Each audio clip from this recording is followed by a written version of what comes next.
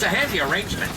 If a bad guy rides in, stays over, gets liquored up, and robs the bank, when the sheriff wants to chase him to the next town, all he has to do is just mosey around the corner and he is in the next town.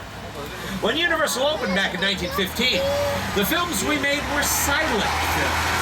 Sound was not a problem. That's why they could do 6 movies side by side in a small area like that. The sound of a gunfight on one street would not disturb a cowboy romance in a school bar right around the corner.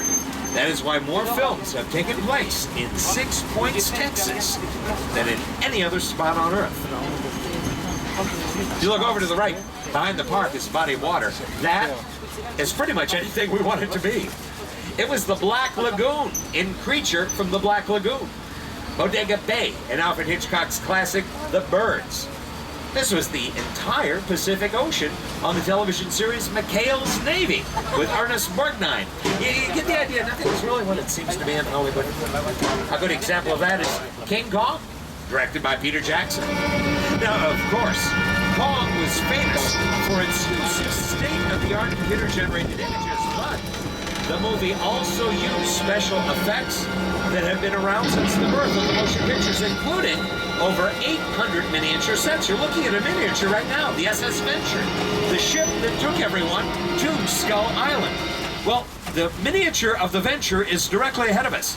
I don't want you to get the idea that a theatrical miniature is a little boat that'll float around in your bathtub. They're more elaborate than that. Take a look over on the left. This is the Venture. What we're going to do is come down into the water to give you a sea-level view of the ship. This is exactly the way the movie camera would have seen it. As a matter of fact, director Peter Jackson would absolutely refuse to call a detailed model like that a miniature. He would refer to it as a miniature. Go ahead and take a shortcut to the Prom Graveyard and head into Little Europe. We're never more specific than Little Europe.